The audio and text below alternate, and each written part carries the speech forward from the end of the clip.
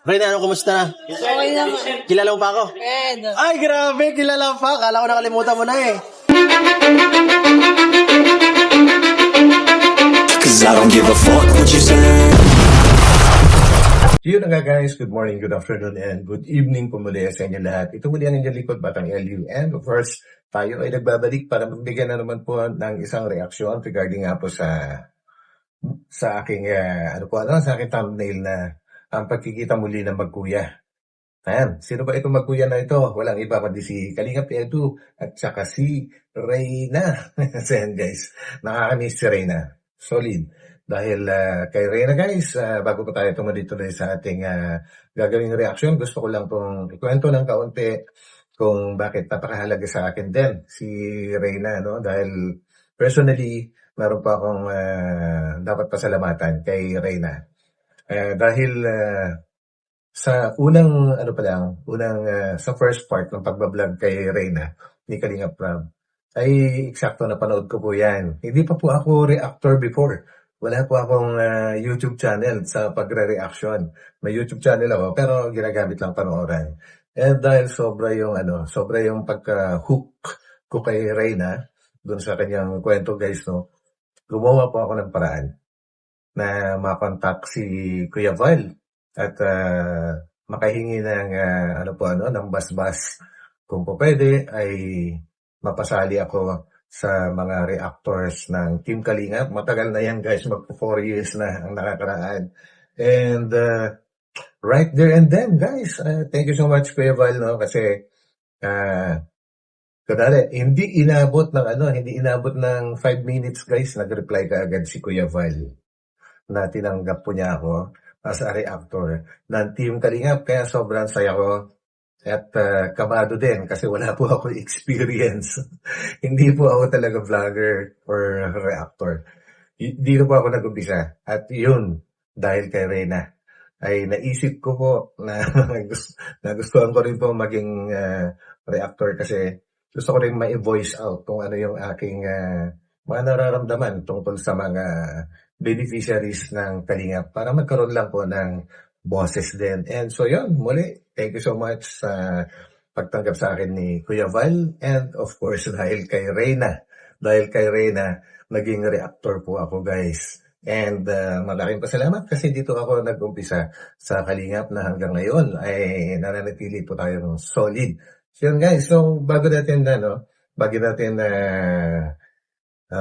ipakita yung pinaka-birthday celebration ni Reyna, ay gusto kong balikan natin ng kaunti kung paano nila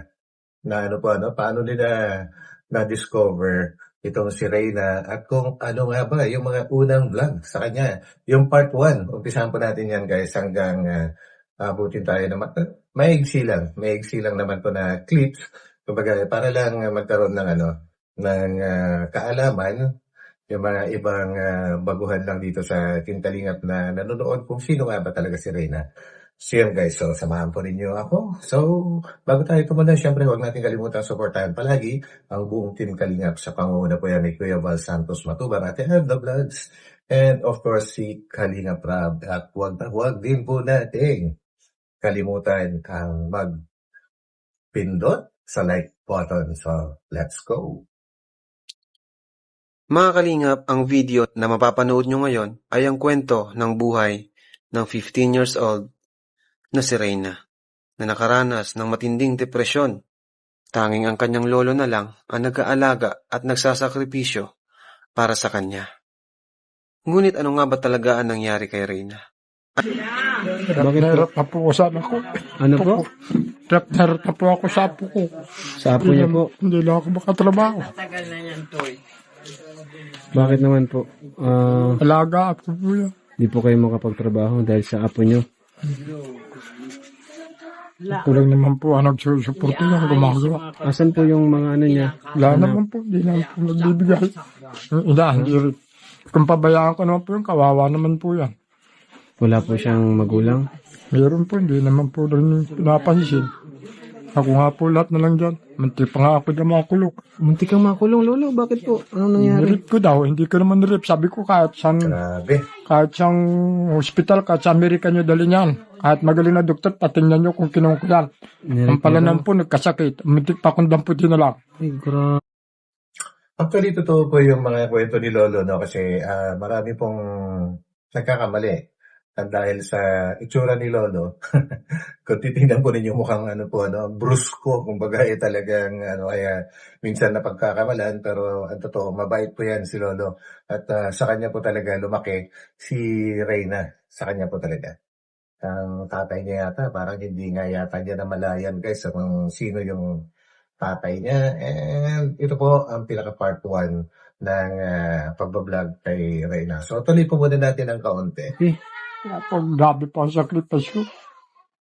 Bait ko naman tao, wala na ako nakakain, wala akong napapatay. Bakit ganito po? Pinagbintangan pa po kayo ng ganun. Grabe po ang sacrifice ko niyan. 2 taon na po yan. 2 taon na po yan, Lolo. Ilang taon na po ba siya? 15 pa lang po yan. Kawawa naman, ano?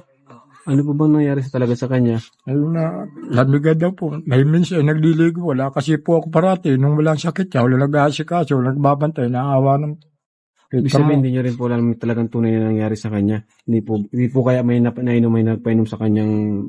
Awang ko po nung mamatay po yung ama niya, tatay niya, doon siya pa. Pagpunta kami. Ibig sabihin, yung mama niya, Yung asawa po yung nanay niya, yung namatay. patay na po. Pumunta kami, bimisita man kami, gustong pumunta, nagpaiwan yan doon. Kinamagapagkaon ko doon, gaya na po ang nangyari. Kung di ko po pinapunta yun, di pa saan nagkaganyan. So para mas maliwanag po guys, no, ito si Reyna ay hiwalay po yung kanyang mga magulang and nung namatay yung kanyang stepfather ay nag-attend po itong si Reyna, no, kasama si Lolo. And after mag-attend sa burol kinabukasan ay doon na siya nag-umpisang magkasakit. Dati po ay wala talagang sakit nga daw po si Reyna na ganyan. And grabe guys, ang tindi ng mga videos na lahat. Kung gusto nyo, balikan nyo lahat kung yung pagbablog ni Kalinga Prab, kung gaano kalaki yung pagsasakripisyo po ng Team Kalinga po dyan, no? Hanggang sa, iba po kasi pagkasinumpong si Reyna guys, paiba-iba. Meron diyang pagsinumpong ay naninigas siya, para lang siyang bato, parang gano'n. Meron ding time na parang sumusobra yung kakulitan niya, walang tigil. Meron ding time na nagmumura siya, galit na galit.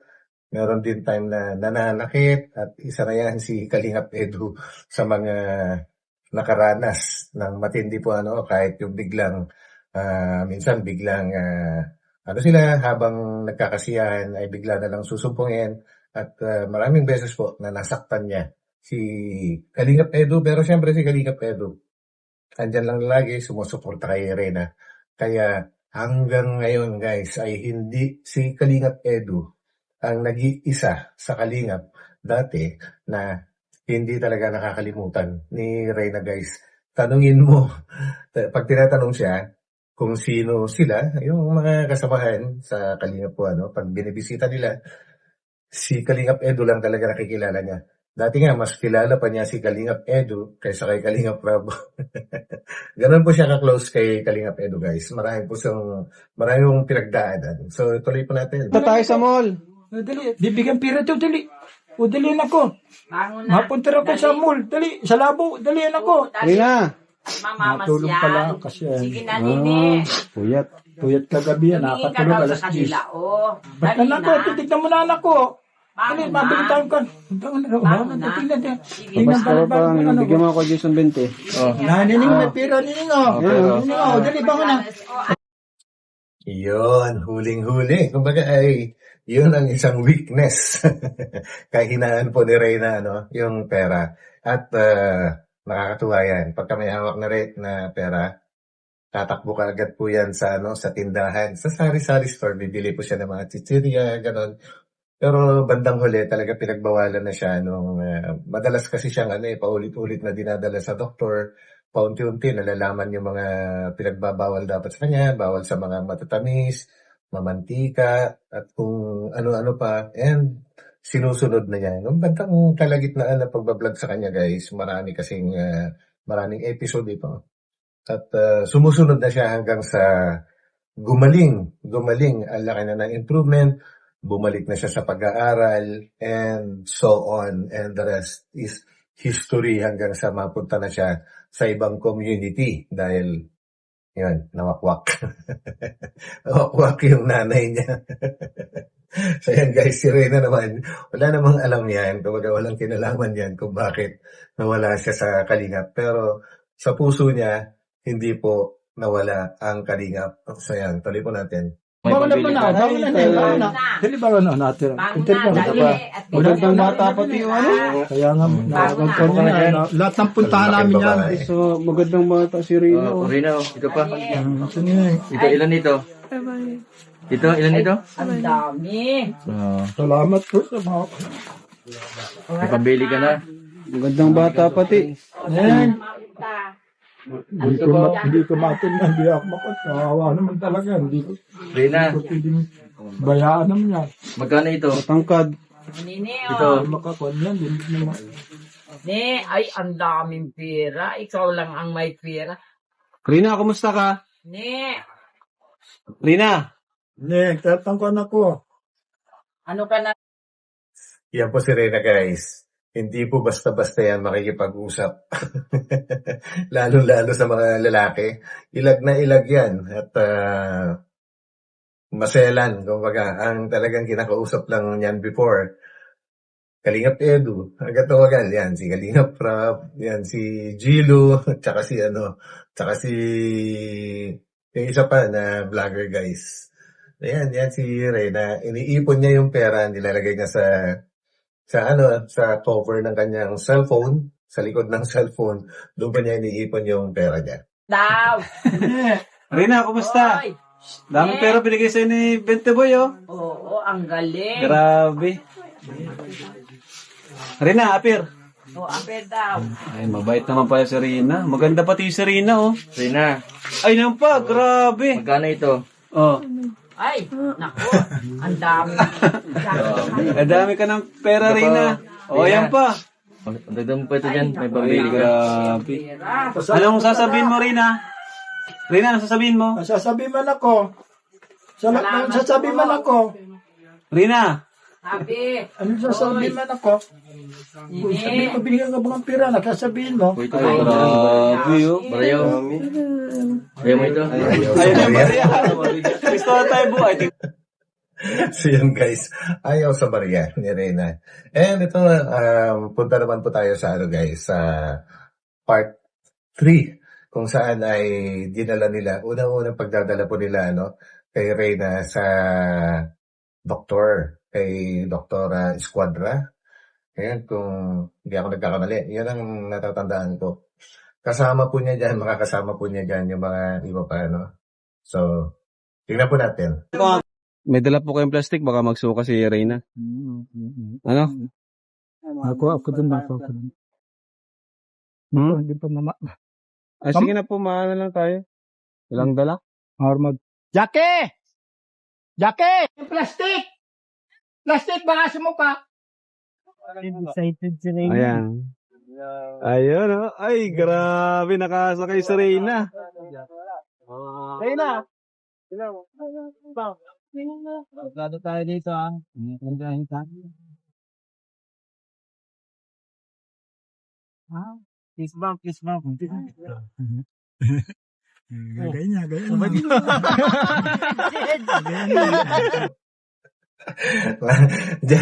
Diyan nag-umpisa guys. Kumbaga yung closeness nila ni Kalingap Edu kasi nakikipag-fist bump kung nakita niyo po, nakikipag-fist bump si Kalingap Edu sa kanya, kay Reyna.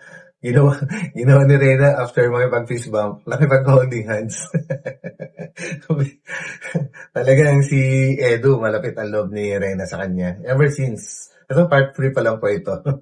Ito yung pinakaunang interaction po nila.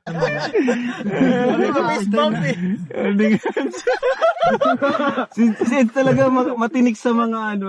Holding handsan. Grabe. Tatay ko holding handsan. At kung mapapansin nyo guys, si Kalingap Edu medyo ilag pa kay Reyna dyan kasi alam po nila alam din po niya na pagka bigla-bigla na lang pagka sinusubong po si Reyna ay talagang yan, minsan nananakit, nambubulyaw, kung iba-iba po, depende sa sumpong po niya. Kaya medyo ilag pa si Kalingap Edo dyan dahil hindi pa nila kabisado kung kailan siya susumpungin hanggang umabot sila sa time. Sa haba ng panahon, alam na po nila kung kailan susumpungin. Parang nalaman nila kung ano yung sign para susumpungin. And yun yung mga time na pinipigilan na nila si Reyna. Kumbaga napapakalma na nila. Kumbaga nakabisado na po yung routine. Yan guys. Ganitong kausap po, pag inaabot ito. Matinik ka Ed sa mga ano ha. May diferensya. Una siya, no? naman. Jenalyn. Pahingin daw siya. O sige, tsira ka muna. Pahingin. Kawawa si Reyna guys. Reyna, huwag ka Oo, masuka. umabot siya before. Sabi ka pag masuka ka ha. Sabi ka, ito yung plastic. O, yung plastic ko. Naka-ready na tayo. Yan. Ayaw na niya? Ayaw na niya. Tama lang at baka nagahit. Hindi ka natin pag natayin. O, tulog ka, tulog. Ay, Yan. kasi na rin. Close na kami. Uy. Close na kayo. Oh. Nabigla ako, matutulog ako. Oo. O sige, tulog ka, tulog. Tulog namin. Reyna, guwapo, guwapo. Gwapo mga kasama mo. Reyna, guwapo si Edo, guwapo.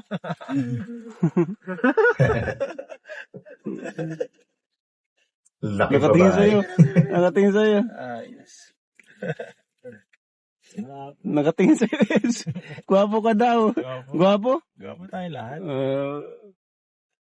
Malayo pa yung pupunta natin. Matulog ka muna. Halatang naiilang si Kalingap Edo guys kasi yun na nga at baka biglang sumpungin, delikado rin.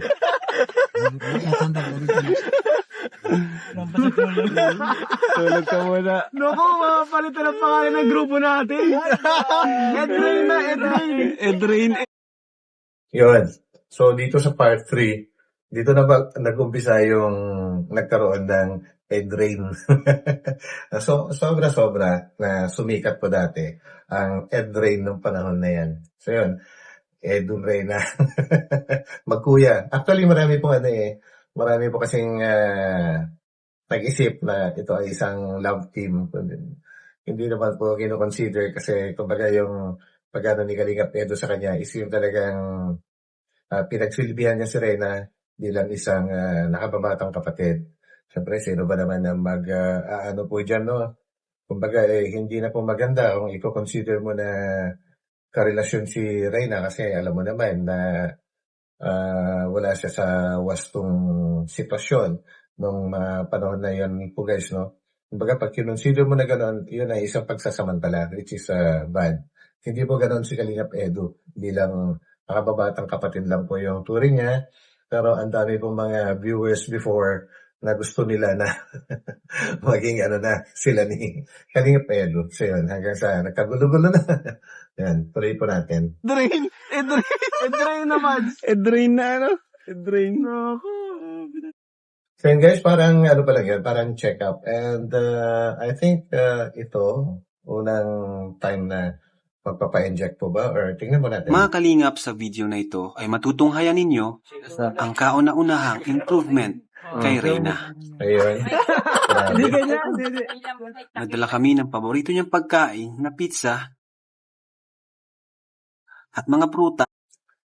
Okay. Parang natapos na po yata yung pagpapa-inject kay Reyna po dito, ano? Kaya medyo kumalma-kalma na po siya. And mamaya matutunghayan din po natin yung ibang chapter ng Kalingap ng pagbablog na ipapakita na pagpunta nila sa doktor ulit. Ang prutas dito. Oh, Reyna. At nagkaroon din ng kaunting kasiyahan. Grabe mga sayo, oh. Sir. At syempre, Hindi mawawala ang kilig moments ni Reyna kay Edu. Tawa siya. Tawa. Ay, grabe kinikilig talaga sa'yo, Eds. Di mo ako bibigyan? Bigay ka na, kumagay.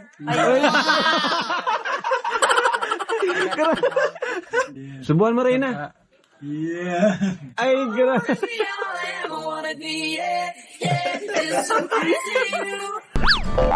Anak ko.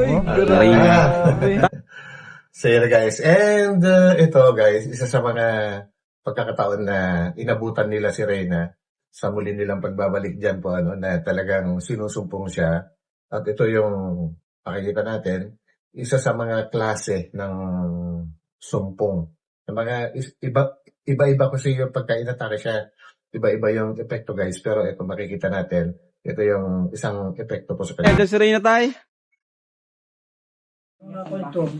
Dati hindi ito na ganito, ngayon lang ito na ganito. Uy. Ngayon lang ito na ganito. Nangyari kay Reyna. Reyna! Nini, Sabi ko sila na ko. Ganyan lang po ito na ganito. Ngayon lang. Kami matutoy ng kwan. Ganyan po ito Check na up kaya natin kung bakit siya na ganyan. Ganyan nga po yan. Nini, oy. Pa-check up natin. Bigla siya na ganyan, no? Para siya naninigas. Ganyan nga po. Ngayon lang po Uy. yung nangyari. Nini, ay nako. Kawawa. Ngayon lang po ito. Naipadi naman po ito po sa. Reyna! Naku nato sila, anak sila. Actually guys, yung mga pagkakataon na umulit ulit yung kanyang paninigas ay parang napag-aralan na nila yung sikreto kung paano siya pakalmahin. Kapag pinipisil nila yung kanyang yung kanyang sikmura, parang sumasakit yata sikmura niya kapag ganyan na naninigas po siya. So napapakalma na po nila, ano. And yung mga time na yun na yung nasa pangangalaga na ni Ate Roda, si Reyna, kasi kinuha po siya ng kalingap para alagaan, and ang naatasan na mag-aalaga po sa kanya ay si Roda Mix Vlogs. So nagkasama po sila sa isang bahay para alagaan po si Reyna, matutukan ang kanyang mga pangangailangan, pagpapacheck up, pagkain, naasikaso na po siya ng maayos, hanggang sa lahat-lahat. So yan guys, na pag-aralan na po lahat yan. Walang tigil ang pagpapadoktor po nila kay Reyna. Hanggang sa unti-unti talaga siyang gumaling. So ito naman part na ito, nakikita natin guys, ay hindi ko na kinuha yung ibang part. Dinala po nila yan sa doktor. And pagdating doon, gumaling naman po siya. Ito na po natin. Uy! Ay nako. Ito na po Kawawa. natin bukas sila na po. Ano yung... Bakit po siya na ganyan? Ngayon lang po ito kung bakit nag-control Uy. ito. Tigil lang, naipakundi naman po yan. Bisan pag di nakakatulog ay Nini, ganitong tanghali natutulog tayo. uy. Ano ba kaya? Ganyan lang naman. Mamaya wala pa naman. Hindi kaya ano ka nangyari? Nalamig, ganyan? Uy. Mamaya wala Ayan na niya po, ayan niya. Baka ano din po siguro yan. Pinintay lang po natin. Mamaya wala na ito. Ayan, no? Kung anong nangyari kay Reyna, ba't kaya siya nagaganyan, ano? Ang dami pong naawa kay Reyna before. Grabe. Ang dami nagmahal sa kanya. Ito mo, parang ano? Ano ba ito? Iba na ako. Parang side effect? Grabe. Hindi kaya side effects nga. Yung ano, turok. So yun guys, parang nasabi nga nila na baka side effect ng pagkaka-injection to sa kanya, sa gamot. And parang umabot yung time na nakausap nila yung doktora, ito nga si Dr. Esquadra, na tama, parang side effect nga daw ng injection kay Reyna, yung kanyang paninigas. Pero hindi naman daw po delikado yan, pero kawawa pa rin si Reyna. Kasi nagsasuffer siya ng paninigas ng buong katawan po, And itong susunod na makikita natin ay isa na naman pong session ng pagpapa-inject po sa kanya. At dito ay makikita din natin yung ibang tinutulungan din ng Kalingap na mayroong kagaya ni Reyna na pinagdadaanan po. Bali 5 po sila dito ngayon na sabay-sabay na pa-injectionan. So, tuloy. Mga kalingap, ngayong araw nga ang schedule ng injection ni Reyna at ng iba pa nating mga tinutulungan. Kagaya nila Dagay, Ay, Dagay. Ayan, si Dagay, Rubilin. ganda yan. Ruben. Ma'am Luz, Kumusta, Robs? at iba pa na tinutulungan naman ni Kindred TV. Sobrang saya nga po ng video na ito dahil kay Reyna na walang ginawa kundi ang magpasaya. Beso. Inalikan mo. Ilang taon ka na? 38. 38. 38 ka na? 16 yan, 16. Ba't na-shoot mo? Ayan na po guys, no? Isa sa mga interaction ng mga pare-pareho po na may karamdaman. Isa sound daw, Team Kalingap. Higher Father Fly. Higher Father J. Kunin mo daw. Pansin ka. Naglalambing siya sa'yo. Papalambing niya, Napapansin. Ay, Oo. Papansin ka na. Hahabulin ka. Balik mo. Papakapagod ka, balik mo ka. Kung mapapagod ka, Mag-sorry ka, sorry. Ay, babam. Papag niya. Dito, papagod ka pa. Papakapagod ka. Papakapagod na naman.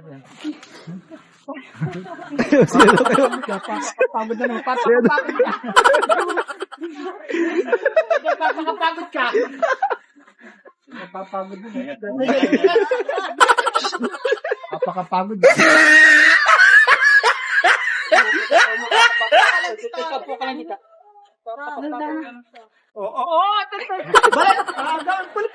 Ang kulit ni Reyna ngayon, ha?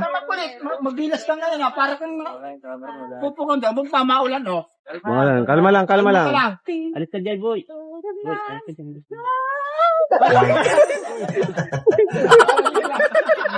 At hindi lang masaya, syempre, nakakakilig din.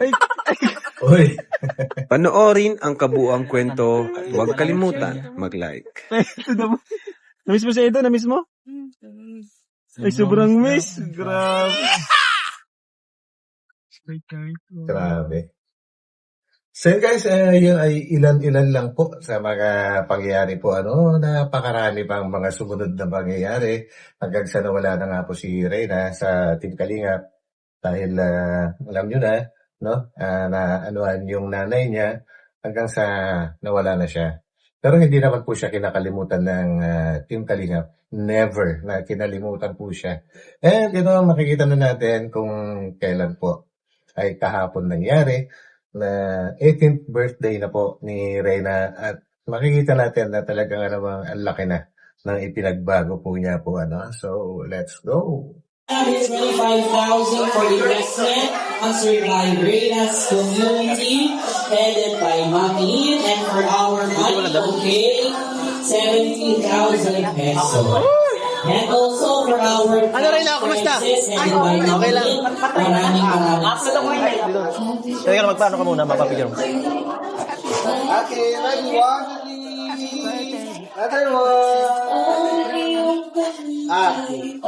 Bye sa dada, bro. Happy birthday, Reyna.